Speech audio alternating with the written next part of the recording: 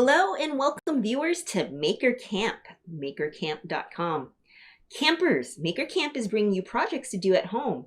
Parents, tune into Maker Camp for support and guidance on hands-on learning, which features awesome makers that will teach you new skills and show you awesome projects.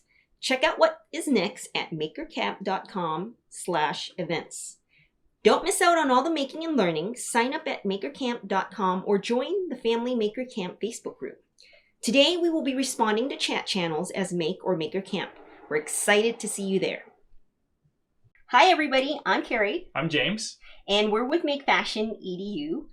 Make Fashion Edu is about storytelling, expression advocacy through visuals, more notably through wearables. And we add some tech into it to make it awesome.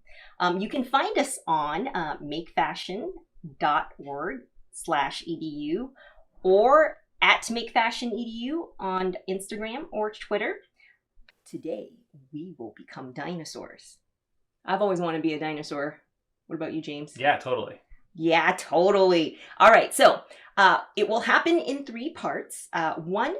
First thing is we're going to learn how to upcycle plastic into a new material in which we will craft our spikes and our spines from. 2, we're going to add a touch signal circuit. So this is not necessary. You can still become a dinosaur without the circuit. Or if you have fairy wire or Christmas lights laying around, you can also use that. But we will show you how to create a touch signal circuit. And in 3, we will attach it all together into a wearable, and you can roam around like a dinosaur. And if you have friends, you can become a dinosaur pack or herd, and you can send Morse code to each other with the touch signal circuit. So before we get going, let's take a tour of all the materials that we will need today. So we have all the materials here. We're going to need some cardboard, some circles that you have in the house around the house for tracing. So like I have, glass, some bowls. We got some AA batteries. So James, if you move your head a little bit. Thank you. A MOSFET, and then we'll talk a little bit more about some of these items and what they do. A marker, adhesive in your household, any kind of adhesive. You can use tape, glue, staples, scissors. We'll need parchment paper. We'll need a little bit of aluminum foil, small square, an iron to melt the plastic, and an ironing board. Or if you don't have an ironing board, we will be using a towel and a flat surface.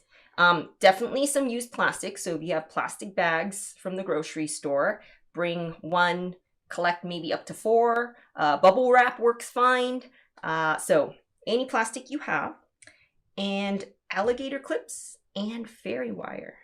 And so at the end of it, we will have something like this made that you can attach to. James, can I have your back? Your back. Like so. Ooh, can you see? And then the touch signal circuit, we kind of just want to show you. James, you want to? Yeah. So this circuit, if you'll hold these lights. Sure. What this does is it allows us to turn on and off the lights with the conductivity in our bodies. So if I hold the kind of on and off switch here, and then I hold on to Carrie, she can touch either the positive to turn it on or the negative to turn it off. So that's the touch circuit that we'll be building into these dinosaur accessories. What we will be doing here is just one way of doing it. It's our method, and it's kind of prototypey and hackery. It's a quick way of us, becoming a dinosaur quick. But as you watch this, you can think about ways where, if you want to make this a nicer build, you can. And you can think about attachment. There were optional materials on the list, such as like paint and glitter and colored markers. Not necessary for what we're doing, but if you want to become like a glittery dinosaur, you can go ahead and do that. Right now, let's gather the materials that we need to make upcycled plastic material. So here we have a list of the materials that we'll be needing: plastic bags, parchment paper, iron and an ironing board, or a thick towel and a flat surface, and some scissors. And while we're gathering our materials, let's phone an expert. I'm going to call my friend, Dr. Lauren Sassoub. She is an environmental engineer and an associate professor at the University of San Francisco. Lauren, can you hear us, Lauren? Did you know human beings use a lot of plastic? Every minute, 1 million plastic bottles are bought around the world, and 2 million plastic bags are used worldwide. Every minute, a truckload of all that plastic ends up in the ocean. In fact, about 90% of the trash on the ocean surface is plastic. This plastic is not good for ecosystems. Lots of whales and dolphins end up eating plastic. 44% of all seabirds, 22% of crustaceans, all sea turtle species, and a growing list of fish species have been found to have plastic in or on their bodies. This results in lots of deaths per year. Not only is plastic bad for these animals, but it's bad for us. Plastic can be absorbed by the human body. 93% of Americans over the age of 6 test positive for BPA, a harmful chemical that's found in plastic. You can learn more and figure out how you can help at National Geographic's Planet or Plastic campaign. Upcycling a plastic bag into a dinosaur wearable is also a good place to start. I wonder how the dinosaurs would have felt about all this plastic. Thank you, Lauren, for that information. So, let's be a little bit more aware of our plastic use and how we consume it. But since we have plastic that we can use, let's use it to make something awesome. We're going to do a project recycling plastic, and I've got my materials. I don't have an ironing board, but I have a towel that I can use to cover my table. Towel on any table will work great. And I've got my iron here, and so I'm going to plug in my iron. But a big thing is safety first. So the front of the iron gets very hot. Do not want to touch it. Do not want to run around with it. Want to always place it away from you and everybody else so that you can easily grab the handle. I don't have any water in here, and I've set my iron to a temperature of cotton. I guess cotton is a temperature. So you'll probably have something similar on there. If you find that you need to juice it up, you can do that. I don't recommend going too low though, otherwise it'll take a long time to iron your stuff. So I'm gonna plug in. And this iron heats up pretty quick, probably like 30 seconds or so. And give you guys a view of the table here. Okay, so iron on. I've got all my materials. I cut one piece of parchment paper already, and I've got my my plastic bag and some more parchment paper, a pair of scissors. So you can probably get this parchment paper at the store, but you might have some in your kitchen. I got another piece. I'm gonna get this next piece a little bit bigger, and cut that over wherever. Just eyeball it. Make it a big piece. And now that I've got 2 pieces of parchment paper, I'm going to prepare my plastic. And I like to straighten it out. We're not going to need the handles, and we're not going to need the bottom of the bag. The bottom of the bag has this really thick piece of plastic on it that will gunk up everything. And the handles are like really hard to control. So you guys get snipped off. Nip, nip, snip. Cut those off. You're probably not going to need them. Store them in my secret area. And the bottom. This plastic bag a little bit hard to cut through. Try from this side. This is a pretty thick plastic bag. It works okay with the thin plastic bags, but you need a lot of layers. So I'm gonna do just one plastic bag right now. And so we're gonna see like 2 layers in most of the spots.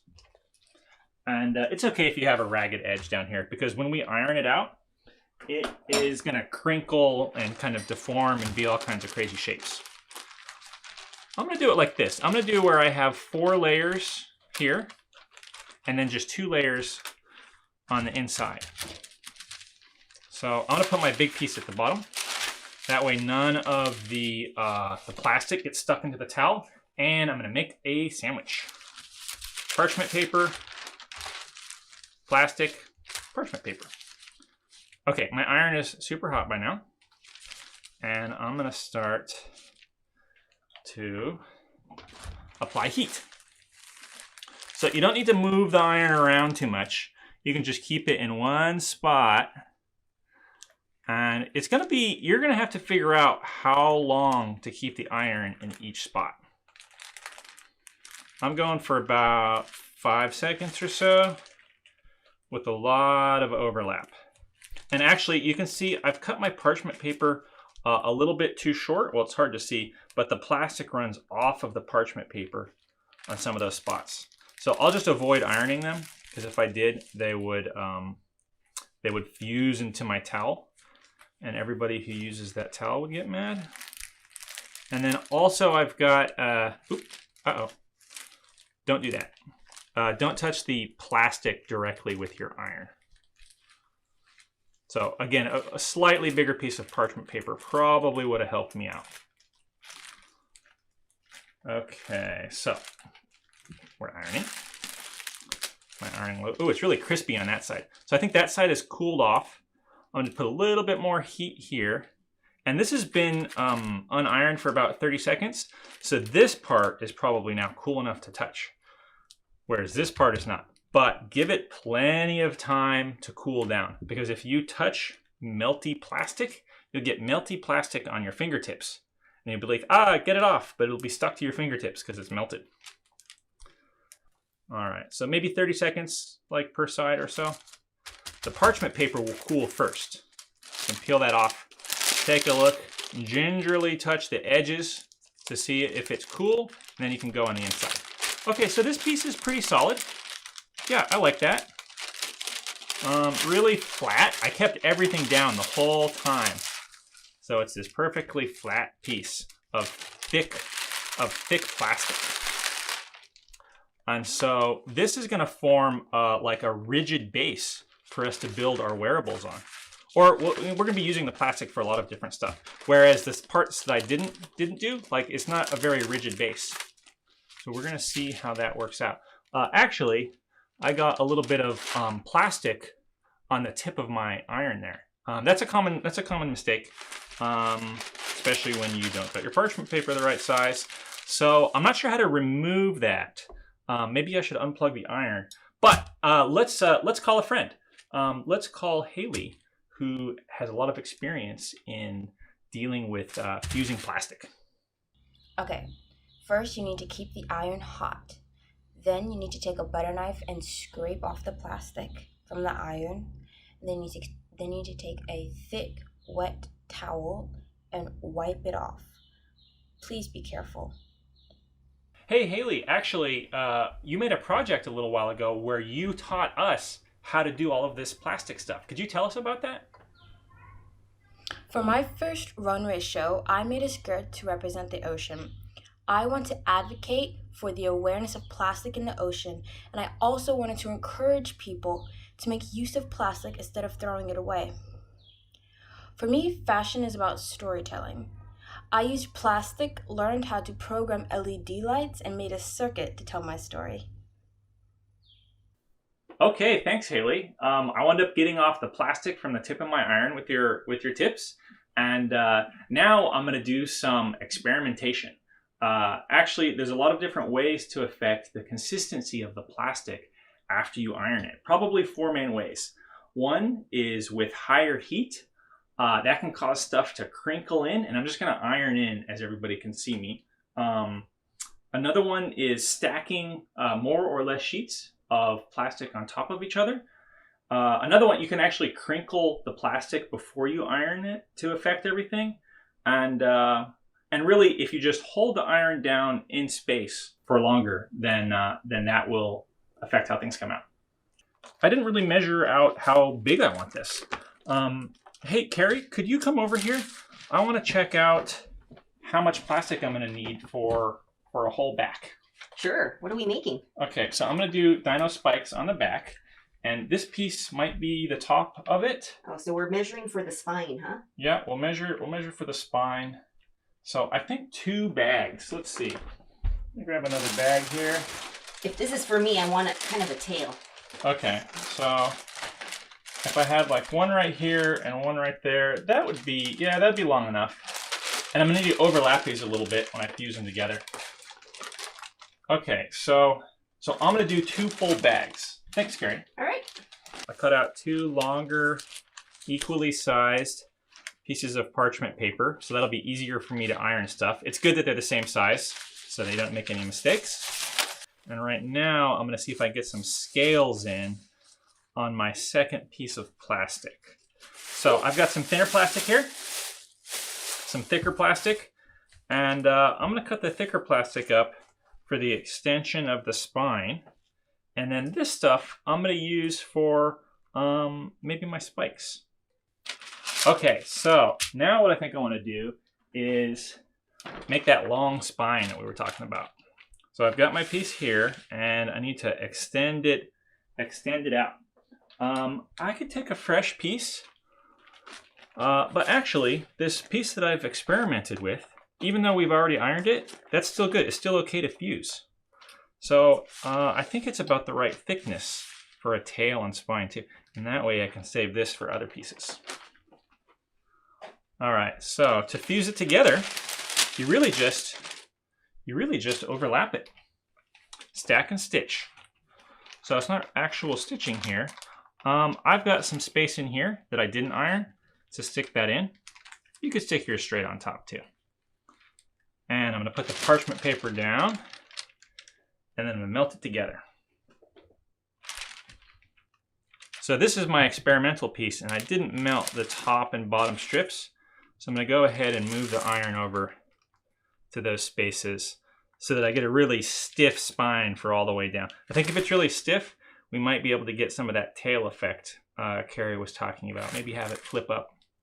Have a little bit more control over the structure of everything. Okay, let's make sure it's cool before peeling off. This is thick plastic, so we can expect it to be pretty smooth. Now it's cooled down. Peel it off. Now I've got my full spine.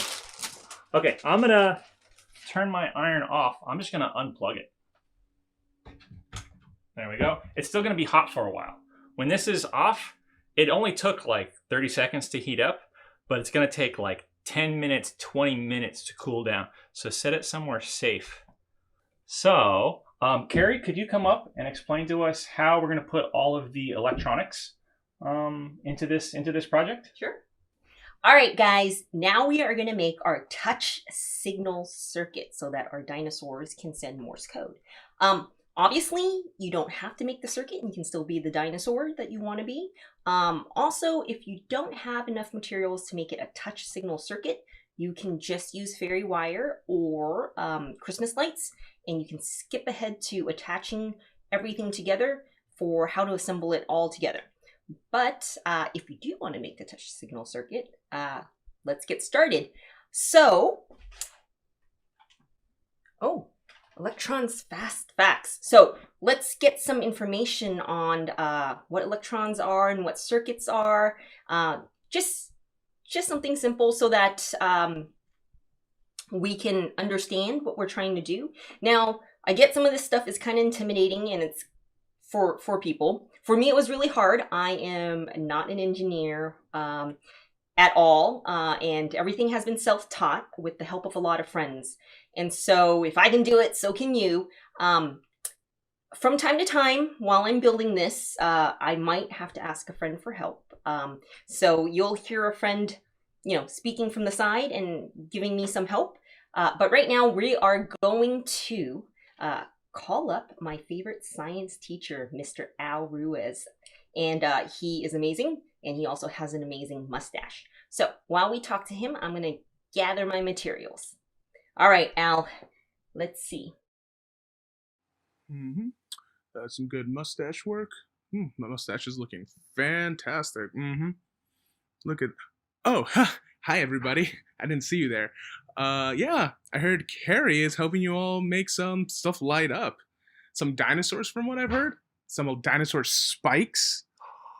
Anyway, yeah, I just want to let you know there's some cool facts about electronics and how electricity is made and where it goes. It gets super exciting.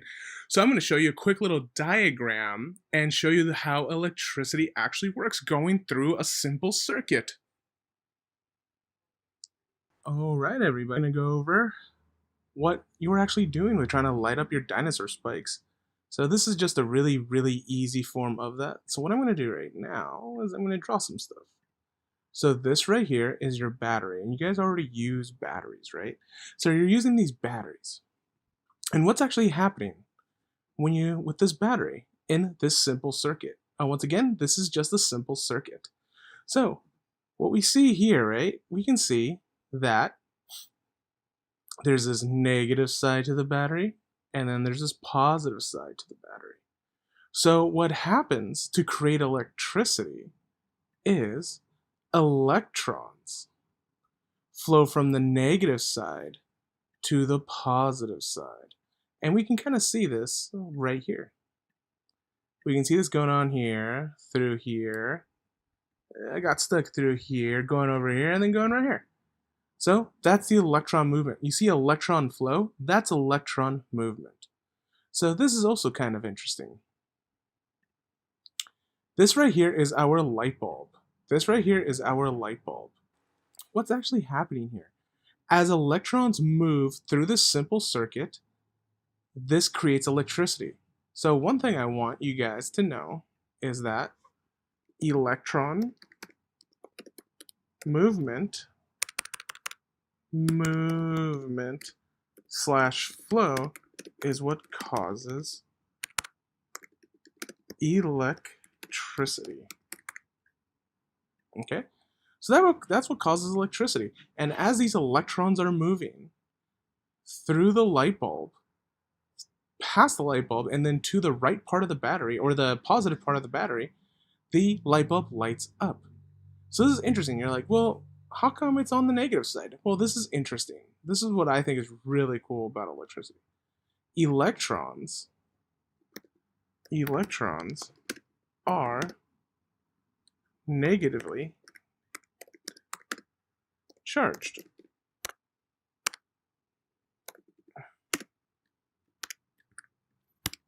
And we use this little symbol, parentheses, negative, to show negative. So electrons are negatively charged. And one thing you might learn later is that opposites attract. So if electrons are coming from this negative part of the battery, they're going to be attracted to the positive part of the battery. But what creates electricity is the fact that as electrons move, they go through the light bulb and continue through the light bulb to the positive spot. Now, there would be an issue if, say, we no longer had the positive part of the battery, the electrons going through the light bulb to the positive part. This light bulb wouldn't light up. This light bulb would not light up. In fact, no electricity can move through the light bulb if it's not connected to the positive part of the battery. But you're thinking, well, that's interesting, but electrons are still moving, and there's still electron flow, so electricity should be made, but electricity will only be made if electrons keep moving through the circuit from the negative part of the battery to the positive part of the battery. And that's what's happening when you create with what you're creating to light up some lights. Electrons are moving through the circuit from the negative part of the battery through the light bulb and then all the way back to the positive side of the battery. And that movement is what allows for electricity. I hope this helps. Have a wonderful day. All right, thanks, Al or Mr. Ruiz, for that information on how electrons flow through a simple circuit. We're not making a simple circuit today, but I felt like it was important for us to kind of understand how a simple circuit works because it helps with us for troubleshooting. And trust me, our circuit is not going to work when we attach it. Most of the time it doesn't. And so having that little bit of background understanding is helpful. we are going to take a circuit tour. So right now, what you have, we have on the screen, you get grab your MOSFET, your alligator clips, your battery, your fairy wire, and your scissors, and I'm going to change the angle of our camera. All right, let's see. Oh, this one, here it is. All right, so this is a circuit that we'll be making, the touch signal circuit. It centers around the MOSFET, so which I have here, you can see. And the MOSFET stands for metal oxide semiconductor field effect transistor, which is a lot in a mouthful, and I encourage you to Google it to learn more, but today we're really just going to use it. So we have our MOSFET, and we will have our battery source or power source, which will be our fairy wire that we are going to hack right here, and our LEDs. And so what's going to happen in this circuit, like Mr. Ruiz was saying, is that electrons kind of flow from negative to positive. So what happens here is electrons are flowing from negative, and it gets to the MOSFET. And what the MOSFET does is it's kind of like a button for computers, is what I like to think about it. And so what it does, it simulates, what we're doing is simulating input of the electrons on whether or not we turn on or off the gate for the electrons to flow. So if it's on, then it keeps flowing, flows through the LEDs turn on, it keeps going, and then it flows to the positive part of the battery. So right now what we're going to do is we are going to create the circuit. And so in order to do that, we need to hack the fairy wire, and I am going to zoom in. Before I hack the fairy wire, I kind of want to show the MOSFET. So this is the front, and this is the back of the MOSFET. You can see it has 3 leads. All right, and then I also kind of want to show the alligator clip. And can you guess why it's called an alligator clip? Gosh. Anyways, okay. All right, so we got our power and our LED. And of course, we're going to check to see if it works right now, so that, okay, it does work. And unfortunately, we're going to have to make it unwork to put the touch signal in there. So we're going to find the spot where the battery connects with the LEDs, which is right here. There's this like plastic sleeve that has it held together. So what I'm going to do is I am just going to cut. Okay. Cut. There we go. So I'm going to put the battery pack aside for now. And so with the LEDs, there is a positive and negative for the electrons to flow. And so I'm just going to cut from where the plastic sleeve is here. And you can see, I hope, 2 leads. So you can see that. It's positive and a negative that leads to the LEDs for the electrons to flow. And so with these fairy wires, there is a plastic coating on the wire that we can't see. So what we want to do is do a good job of scraping that plastic off, because if you don't, the electrons won't flow. So I am doing it like this, where I am just like kind of clamping halfway down onto the wire and scraping. I've seen people do it this way, but please be careful where my hands are not steady hands, but they go like this and they scrape the plastic off. Hopefully you can see it, but if you can't, turn it around, scrape the plastic on the other side. And you can kind of see on the black pad, like, you know, some shavings coming down. So hopefully that's enough. All right, so the LED is ready for our touch signal circuit. And then I am going to prepare the battery pack side. So again, there's a positive and negative, and you can see here there is actually a very visible plastic sleeve around the wire. So we're going to do something called wire stripping. And this can be difficult or a little bit frustrating. If you're having a hard time with this, I suggest that you Google wire stripping and get some tips. But otherwise, I'm going to go through this right now with you, and I'm not the best wire stripper, but we'll do it together. You want to cut near the end, because if you make a mistake, the wire is going to get shorter and shorter, and if you kind of cut here and you try to strip the wire, then all of a sudden you have no more wire to work with. So I cut that off, and what we're trying to do is to remove the plastic from the wire and the wire to be exposed. So what I'm going to do is I'm going to not go all the way, but kind of chomp down with the scissors until like it has a firm grip on the plastic, and kind of tug away from, well, my body, I guess, like this. So, and be careful while you do this. Another tip I've had from friends is kind of like, just kind of cut the plastic, prepare it, cut it around, and then before you tug. And then now my hands are getting sweaty, so it's a little bit hard for me to tug. And again, this part might be difficult. Oh, there it goes. All right, so I stripped the wire of the plastic that was protecting the wire from conducting anywhere else. So what I need to do right now is I need to pull the positive and the negative sides apart. So hopefully my hands, and actually what I'm going to do is I'm going to bring the scissors in between the two wires, if you can see it. And I'm going to try to make a little bit of a cut, but not cut the wire. All right, I think that might have helped a bit. Yes! Why didn't I do that first? You learn. All right, so there you go.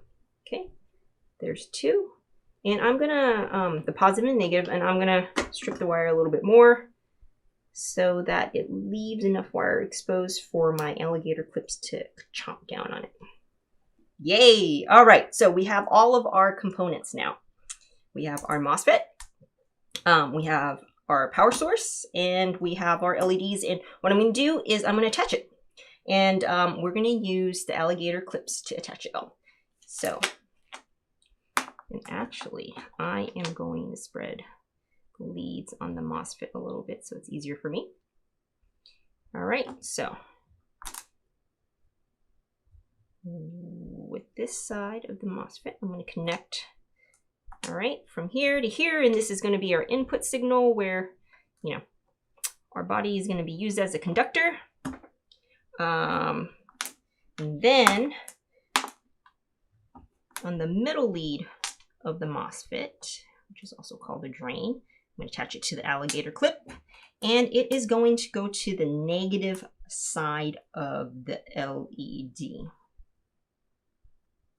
All right, so I actually don't know which side is the negative side of the LED, so I'm just going to go ahead and clamp it, and we will troubleshoot later. And then from the right side of the MOSFET, and you want to make sure the alligator clips, the metal pieces aren't touching each other. Okay, it will go to the negative side of the battery. And again, I am not clear which side is negative and positive for the battery right now, but trial and error afterwards. All right, and I'm going to connect the battery to the positive, or what I assume to be the positive side of the LEDs. And now I have connected my circuit, and I am going to turn it on to see if it works. So just because I turned it on doesn't mean it turns on, because we hack the circuit now, right? We put the MOSFET in there as the gate or the button so that I can use my body as the conductor. So I'm going to put my thumb on the input signal here, and I'm going to touch positive or negative, and the LEDs are not turning on. So what I'm going to do right now, as I always do when I have a hard time with circuits, is I am going to phone a friend. We're going to bring Haley back because Haley has had a lot of experience working with circuits. Hey Carrie, I'm going to share 3 steps I take to troubleshoot a circuit that doesn't work. Step 1, checking to see if the power is on. Are the batteries put in the right way? Are the positives and negatives matching? Step 2, is everything connected? It might look connected, but trust me, it might not be. The electrons might not be able to flow through because it is not connected firmly. Number 3, are the electrons flowing to its happy place? Electrons move from negative to positive, so if the flow is interrupted somewhere, it will stop the flow. These 3 steps take most of the time, but if it doesn't work, I usually keep trying until I get it. It also might be helpful to ask a friend to take a look at it. Fresh eyes can help a lot. It can also be really frustrating, but keep at it. Good luck.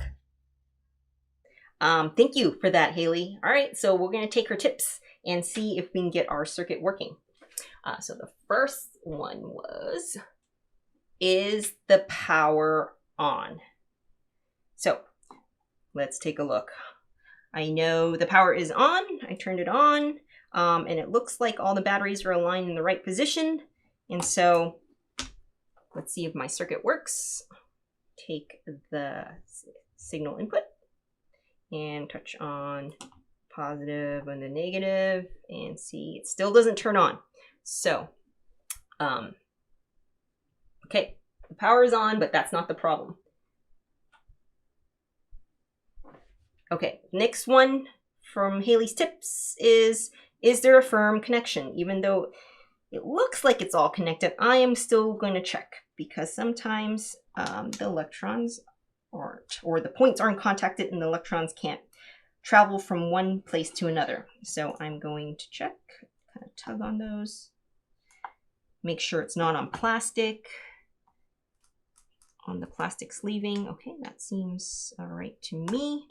An eyeball, I think I got most of the plastic off of the LEDs, the wire from the LEDs. So, all right, so I checked if everything was firmly connected, and I'm gonna try again. All right, still no dice. All right, and her third suggestion was to make sure the electrons are flowing to its happy place. So electrons flow negatively, like I have here, from a negative from the battery to the positive. So it's gonna flow to the MOSFET. So let's make sure. Okay, MOSFET, LEDs, into this. So we don't know which ones are positive and negative on this. So there's like a couple of trial and error combinations it's going to be going on. And so we'll try it. So it doesn't work right now, which means I am going to switch these two around. Maybe this is the problem. Okay. All right, grab this, bring this over here so that we can see it. Nope. It's not this. So now I am, maybe the positive and negative is reversed on the LEDs. And let's give it a try. Ooh, there it goes. So it was the LEDs. Okay, so it's on. So let's test out our signal, our input signal with the MOSFET. So I'm gonna have my thumb on the middle part. My body is gonna act as a conductor. And when I press the negative end of the battery, the lights turn off. Positive. All right. All right, so success. We have our circuit. What we're gonna do now is we're gonna put this all aside, and we're gonna get to the third part. We're gonna put everything together right now, and we're gonna kind of do this step by step. So again, for those of you that are just joining us, I'm Carrie and this is James. And there are parts where we are going to thread the circuit through. If you're not going to be putting the circuit in there, just go ahead and fast forward.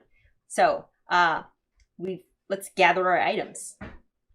We're going to need items for circles, marker, scissors, adhesive, any kind that you have around the house, the upcycle plastic that you made, and the circuit. All right, so next, James. All right, first we're gonna cut the spine. So I'm gonna... Okay, so the spine is about the right length. There we go. Yeah, I'm gonna use the broader piece on the top because I think we're gonna put a string around here to hold it up. And I'm just gonna cut kind of a tail shape at the end. Oh yeah, okay, let me give you guys a look at what I'm doing. So I'm gonna put some spikes on the edge here, and I'm just eyeballing this one. This is a fast project. You could also draw out your spikes before doing your cutting if you like. Oops, sorry guys. Okay, there we go. There's my spiky tail shape. And this is gonna be the top going around the neck, and we're gonna put the spikes all down here. All right, now that we have our spine, we're gonna work on making our spikes, which is cones out of our upcycled plastic. All right, go ahead and I'm gonna kind of, determine, if I did that and I traced, I wouldn't have much room to make other spikes. So I'm gonna kind of eyeball and see where I can get the max amount usage of the plastic. All right, so there are a lot of ways to do this, to turn this into a spike. So one way is that you can fold this in half and fold it in half, fold it into quarters like I am right here, and then you get a quick cone. Yeah, depending on how bright your light is will determine how well it shines through the plastic, but you also have to worry about thickness.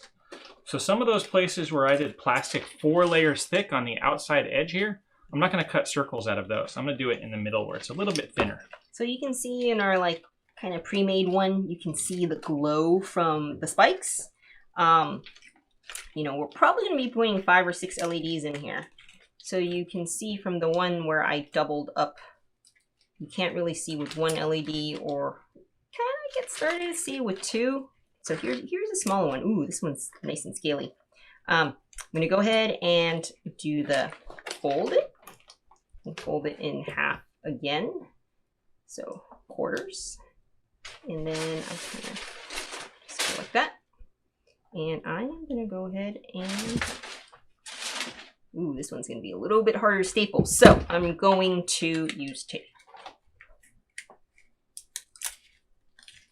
So again, we're showing you multiple ways to do this. And this is going to be like a prototypey spiky spine.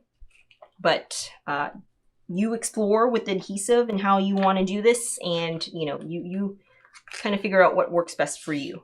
I'm going to take another one that he has here, and another way to make a cone would be to you can cut up to a quarter or half. So I'm going to do the half. I'll show you. I'll cut up half, and then you kind of just fold it around, and you have another cone. So 1 layer. I'll make another one where you can cut a quarter out.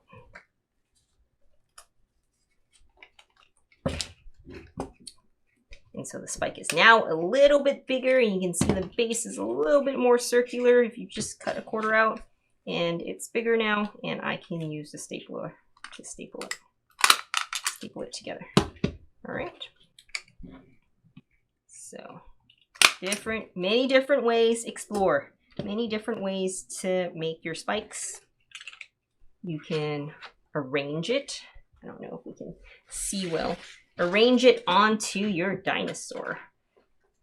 All right, now we have our spine and our spikes, and we're going to attach it carefully and thoughtfully. So we're only going to attach one side of the spikes. And it is very important, it is the same side. So for us, we chose the right side, and this will make a difference when you start threading in the LEDs. Before you start taping those the spines on, so right now we're doing the eyeballing and the quick, I want to be a dinosaur the fastest I can. We kind of want to figure out where you want the spikes to be, because you're going to put the LEDs into the spikes. And we can do this rather quickly by, James, if you follow my lead. Okay, just like that. Okay, I'll start at the bottom. You start at the top. And make sure it's the same side. So make sure it's all on the taping only the right side, okay. Because that will make a difference when you thread the LEDs through. Okay. All right. So we got that. Good idea when you're putting on the tape, just use your thumbnail to scratch it down so that there's no air bubbles.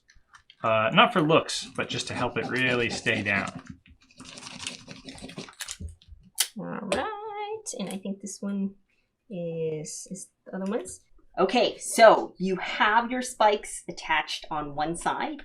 What we're gonna do now is get ready to thread our LEDs through. First thing we need to do is to make holes at the center, the base of the cones. So get a pencil, some scissors, or any kind of sharp object, and we can get started. We got our spikes on our spine, and now we gotta kind of make a hole in the middle of each one of these, the base of the spike. So earlier I tried using scissors to do that. You definitely can. What you can do is you can pinch it like that and make sure it's in the hole. You can let's see, pinch it and then make a cut. You can do that. I got a pencil. Okay, so right here. All right, let's try a pencil. And so a pencil might It's nice. Gives a good hole. Yeah, so it's good for the thinner layer that we have here, but right here we have like a little bit of a thicker layer. So I don't know if we can pierce through with the pencil, but let's give it a try. Oh, actually, it's not that bad. Oh, it worked. Ta-da! I don't know if you guys can see that, but I'm gonna go ahead and continue using the pencil. All right. Obviously, if you're making a final product, you would probably, be more careful with measurement and how you want to do all of this. All right, now we got our holes and we're ready to thread the circuit. So we got to be thoughtful about this part. Think it through first, because if you do this out of order, that's fine. Then you'll just go back and think it through. So what I am going to do right now is I need to make sure that I get 5 or 6 LEDs or more. You can do the math yourself by counting how many LEDs you have or reading on the box and dividing by your number of spikes.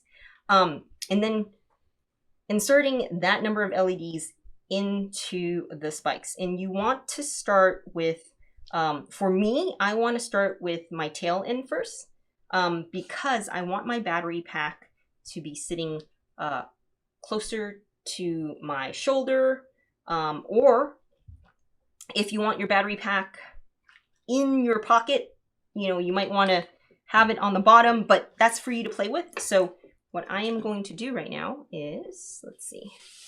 All right, so I am going to take 2 fingers and I'm going to roll.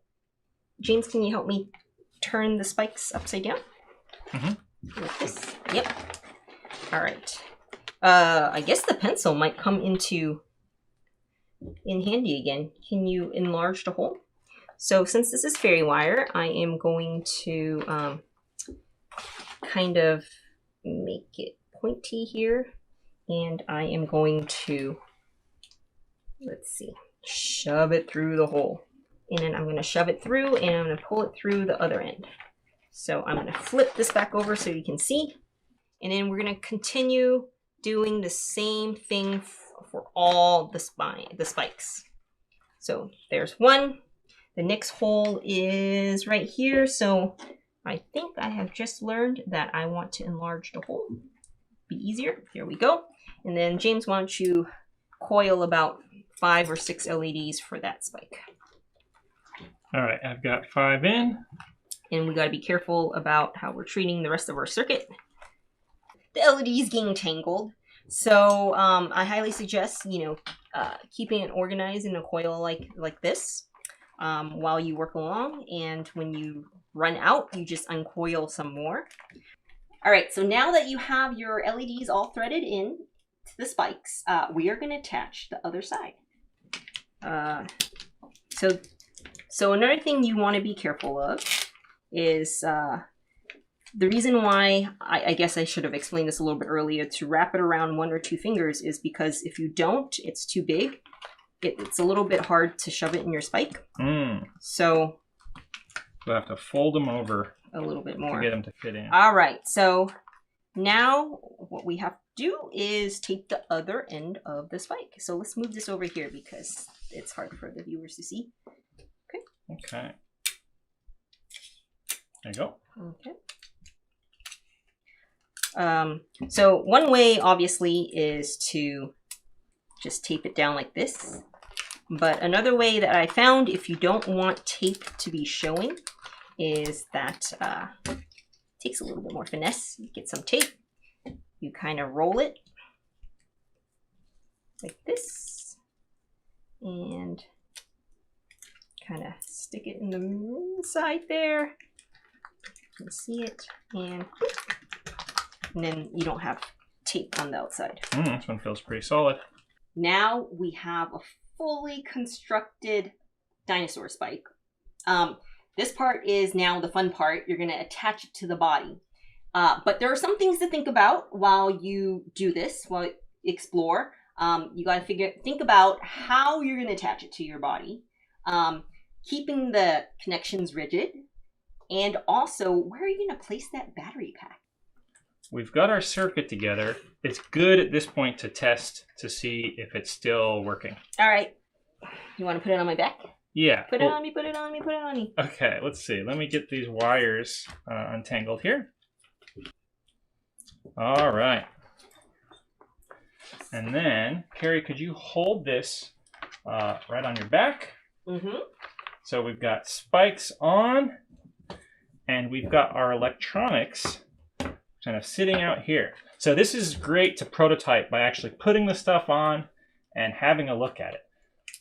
Let's see here. I'm going to turn the lights off so that you guys could see the glowing spikes really well. And then we'll talk about where to put on the electronics. Oh, I can't see. Oh, yeah, it is on. Woo! Looks pretty good. Yep. Oh, yeah. So we can see really well. We can see that top spike has got a lot of LEDs. Oh, it looks good. On and off. So each time Carrie, if you could hang out there for just a second, I'm going to do a zoom on the table, and I'm going to show you what I'm doing with the electronics. So I hold my signal wire with one of my hands, and then I either touch the negative or the positive, and that's what's causing the lights to switch back on and off. Okay, so let's take a look at Carrie's back again and see the lights going on and off. Cool. Now we have kind of all the components. Just a little bit of a reminder that what we built here today with you is just the prototype. What we did is an exploration and learning tool. Please feel free to try out different things. As I said before, on the materials list, there were some options. Like if you wanted to put glitter on here or paint it. There's definitely options of making this look more like a finished product, not with tape and staples. So explore. You can do all of this. So for us, it was just like a quick way for you to see that you can make this. That's all the time we have for becoming a dinosaur with a touch signal. Want you to think about what else you can do with upcycle plastic. You don't have to just be a dinosaur, right? You know how to make that material now? Can you become a unicorn? Can you have the upcycle plastic become a dress or a skirt like Haley made? Can it become a flower? Or can you fashion it into a more fashionable bag or backpack? So there's a lot of things you can do with upcycle plastic. And again, my name is Carrie. And this is James, and we are with Make Fashion Edu, and we would love to thank you for joining us today. And I can't wait to see all the amazing things that you're going to create. Please stay tuned. At 2 p.m., Mario the Magician is coming on. And see you guys next time. Hey, Unicorn. Yes? I'm going to send you a Morse code. What am I saying? Dash, dash, dot, dot, dot. Why don't you understand me, Unicorn? I forgot my unicorn dictionary. Oh, I'm a dinosaur.